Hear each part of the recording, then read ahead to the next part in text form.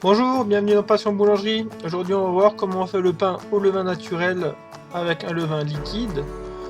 Donc là, je suis en train de effectuer le test pour connaître le pH et les particules par million de mon levain avant son dernier rafraîchi.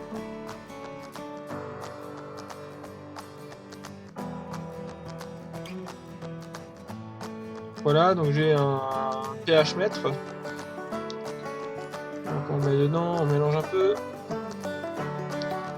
Donc voilà l'acidité de mon levain avant le rafraîchi, donc il est à 4,17 de pH en moyenne, 4,15 même. On va regarder pour les particules par million.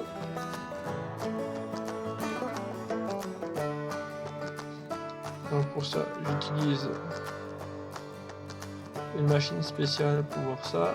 Voilà, donc là on est à 1180 particules par million.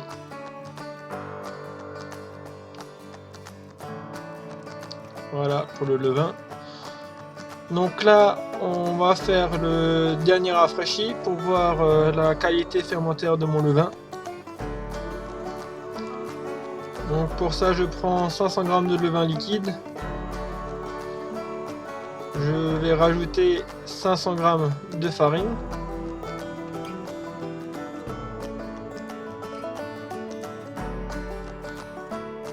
Je vais rajouter 500 g d'eau tempérée.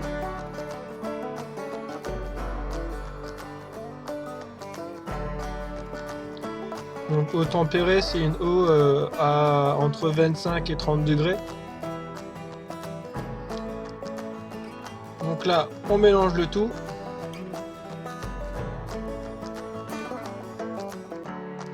Donc j'utilise une farine bio écrasée à la meule de pierre. C'est de la farine d'épeautre intégrale. Donc elle absorbe beaucoup d'eau. Donc si c'est un peu trop ferme, on peut rajouter un peu d'eau.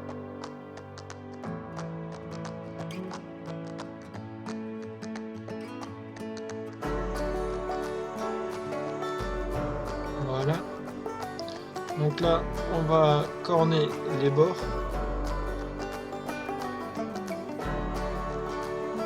Ça évite que le levain croûte sur les bords et d'avoir des croûtes de levain après dans le pain. Donc je vous ai déjà montré dans une vidéo précédente comment faire le levain. Je vous le mets en fiche en haut à droite. Donc j'ai mis mon levain dans un litre, comme ça vous verrez bien comment il fermente.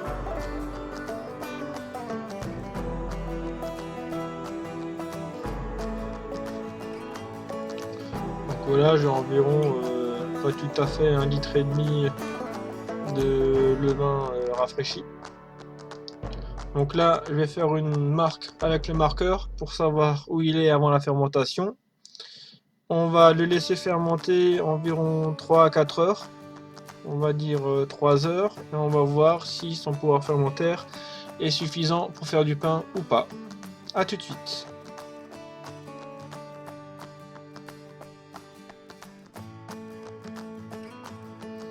Voilà, donc j'ai laissé fermenter 3 heures à température ambiante. Donc voilà, elle a bien levé. On voit également qu'il y a un léger affaissement. Donc dès qu'il y a un léger affaissement, le levain il est assez fermenté. Donc là, je vais réeffectuer des tests pour vous montrer. Donc là, comme il n'a que 4 heures de fermentation, il est moins acide et il y aura moins de particules par million. Ce qui est normal, là, pour qu'il soit au point pour faire la pâte. Donc il faudra le laisser reposer jusqu'à demain matin au frais. Donc voilà, pour l'acide on est à 4,8, donc en le laissant au frais ça va monter à 4,2 jusqu'à demain. Et en particules par million on devrait environ être à la moitié, donc là on est à environ 700 particules par million. Avant on avait 1100. Donc on va le laisser maturer jusqu'à demain matin pour faire la pâte. Et au moins il aura plus de bactéries et donc plus de particules par million.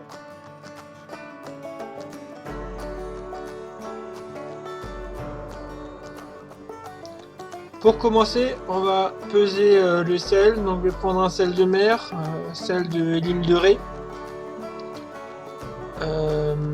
Pour avoir moins de sodium que si on prenait du sel alimentaire. Donc je vais peser le sel de l'île de Ré, puis je vais le faire dissoudre dans l'eau de coulage. On peut également prendre un autre sel comme le sel de Guérande. Et pour l'eau, on va essayer de prendre une eau qui n'est pas trop dure. Dans la cuve donc là je vais faire une pâte en mélangeur batteur, comme il n'y a que 3 kg. Donc dans la cuve on va mettre les 3 kg de farine. Donc privilégiez une farine à la meule de pierre. Donc là j'utilise la type T65. Vous pouvez prendre de la type 80. Donc là j'ai pas de type 80, donc je prends de la type 65. Ensuite on va mettre l'eau avec le sel qui est dissous.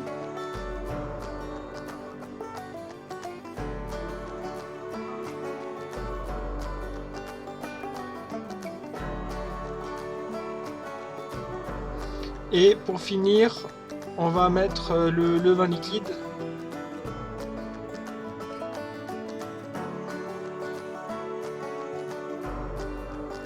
Donc pour le levain liquide, on peut mettre de 200 à 300 grammes de levain liquide par kilo de farine.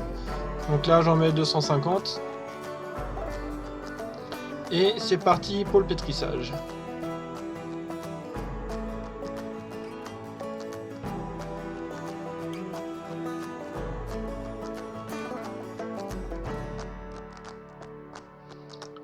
Donc pour le phrasage, on va l'effectuer pendant 5 minutes en première vitesse.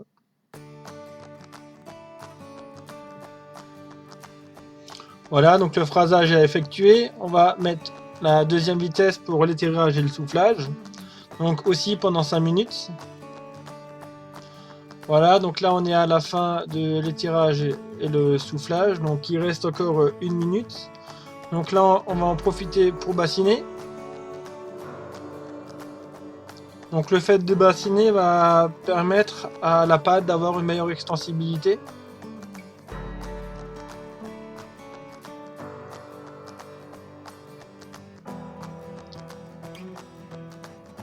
Donc dès que l'eau est mélangée à la pâte, on va le laisser tourner encore quelques secondes. Puis on va pouvoir arrêter la pâte et vérifier sa température.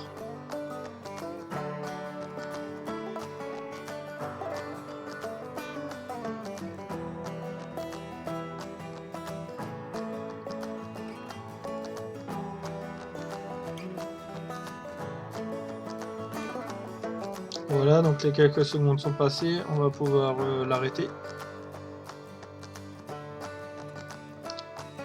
Donc on vérifie la température. Donc elle doit avoir environ 25 degrés.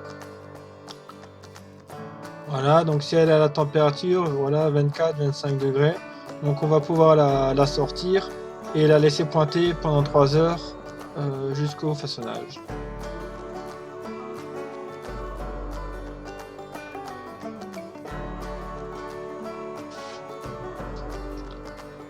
Donc voilà, le pointage est donc fini. Donc on voit bien que la pâte a bien poussé.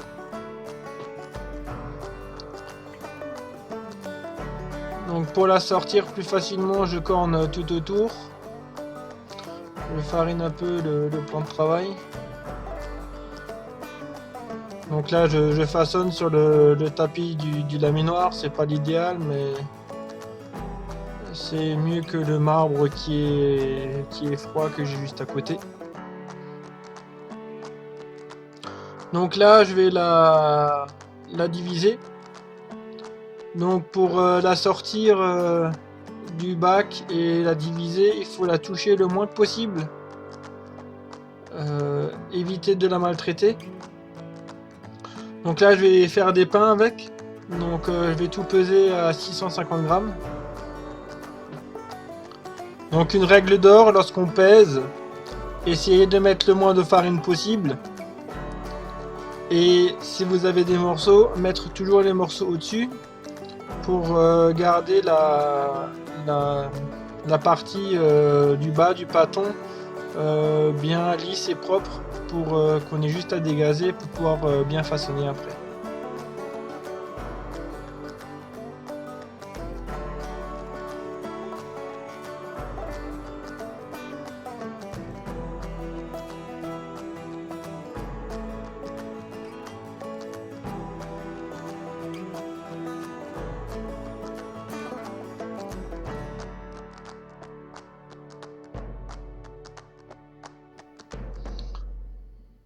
Donc pour le façonnage, on va poser le pain sur une couche faite en lin, en toile de lin. Donc pour façonner, on va prendre dans le sens de la longueur, on aplatit très légèrement, pas de trop, on replie les deux côtés, puis le haut pour former un bel arrondi au-dessus, on retourne, on plie vers l'intérieur pour avoir aussi un bel arrondi, et on replie et on se ferme avec le pouce la clé pour avoir une belle clé. Donc si votre couche est bien sec, vous n'avez pas besoin de fariner. Si vous l'utilisez fréquemment, un petit voile de farine avant de mettre le pain.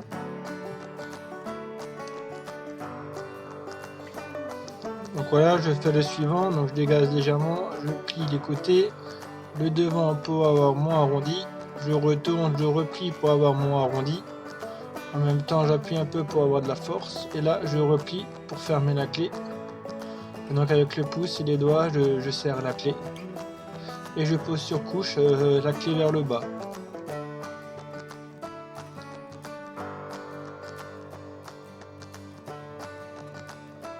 Donc je plie en haut pour avoir mon arrondi, je retourne, je replie pour mon arrondi. Et je ferme la clé avec le pouce et les doigts.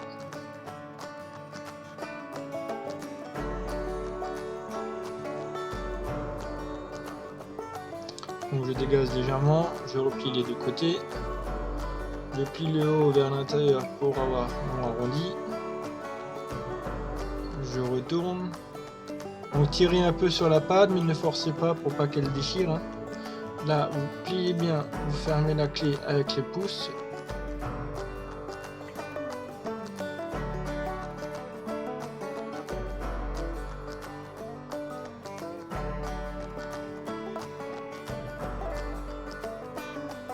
Donc on replie sur les bords. On fait notre arrondi, de l'autre côté aussi, on plie et on ferme avec le pouce, voilà. Et donc là on voit bien que la clé est bien droite, et c'est cette clé là qu'on va mettre sur le fond de la couche.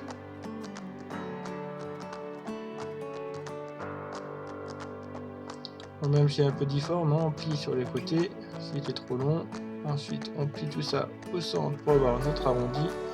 On retourne, on replie au centre pour avoir notre arrondi. On fait notre dernier pliage et avec les pouces et les doigts, on serre pour avoir notre clé droite. Donc on vérifie qu'elle est bien droite en dessous, voilà. Et on met sur couche. Voilà. Donc là on va recouvrir.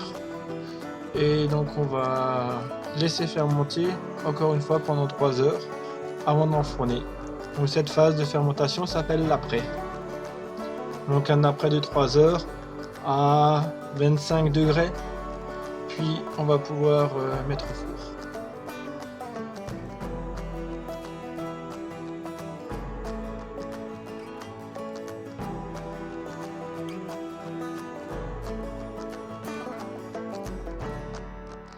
Donc là, on vérifie que nos pâtons sont levés. Avec l'aide d'un pellon, donc le pellon c'est cette planche en bois. Donc on va mettre délicatement les pâtons sur le tapis d'enfournement. Donc c'est avec la main gauche, on tire la couche vers le haut pour le faire rouler sur la planche. Donc sur le pellon. Puis on le remet à l'endroit sur le tapis. Donc c'est une phase où il faut aller être très délicat avec la pâte pour pas qu'elle ne retombe.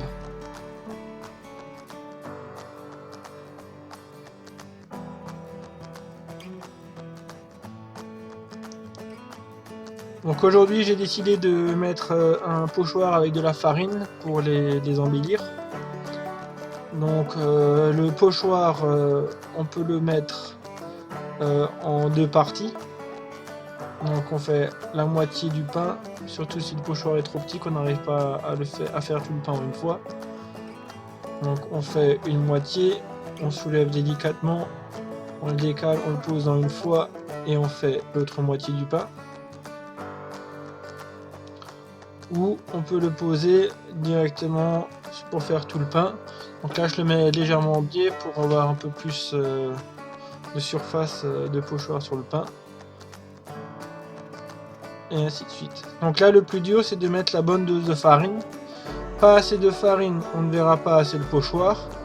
Trop de farine, à l'enfournement ou lors de la manipulation du pain, la farine va tomber et le pochoir il sera plus très joli quoi, hein, il sera un peu dégueulasse. Donc c'est un entraînement à prendre. Donc faut mettre la bonne dose de farine.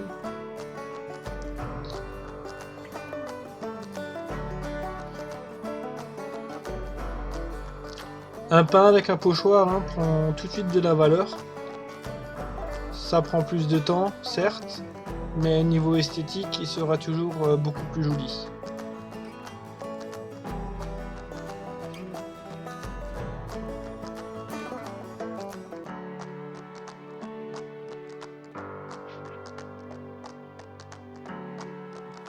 Donc une fois que le pochoir a été mis et que les pains sont farinés grâce au pochoir, donc il faut scarifier le pain. Donc pour scarifier le pain, j'utilise une lame de rasoir, il n'y a pas mieux. Moi je la manipule à la main, c'est une vieille lame, donc elle coupe plus tellement bien, mais pour ces pains là ça suffit. Donc on va la tenir légèrement en biais, on donne un coup de lame, donc là je coupe entre 5 à 8 mm de profondeur. Je fais juste un trait, comme ça on verra bien la frise du pochoir après. Avec un trait bien profond, le pain il pourra bien éclater au four. Donc là j'enfonce dans un four chaud à 260 degrés.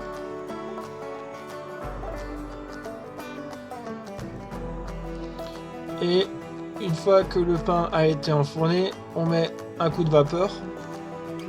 Donc avec le pain au levain, on peut mettre un peu plus de vapeur que traditionnellement hein, pour qu'il puisse bien s'ouvrir. Et c'est parti pour 20 minutes de cuisson.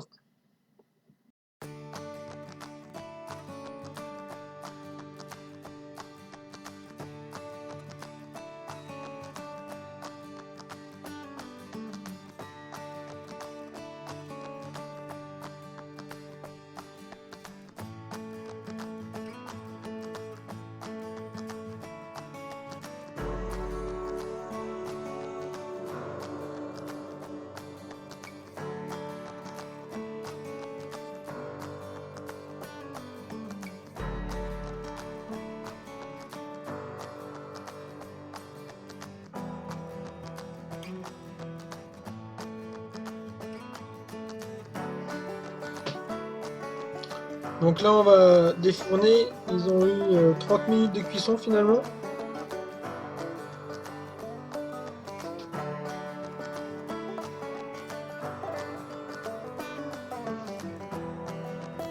Donc je les mets sur le grille, comme ça le ressuage se fera de façon optimale.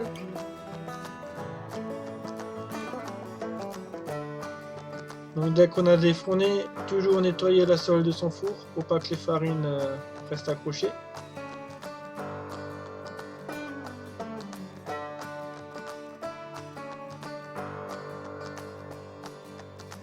Et donc là, on peut voir le résultat. Un beau pain bien gonflé avec une belle frise de chaque côté grâce au pochoir. Voilà, donc vous savez comment je fais mon pain au levain. Si vous aimez ma vidéo, mettez-moi un pouce bleu. Ça ne vous coûte rien, mais ça m'aide pour mon référencement. Si vous n'êtes pas encore abonné à la chaîne, abonnez-vous. Et je vous laisse admirer les pains une fois finis. et à l'intérieur, l'ami. À bientôt!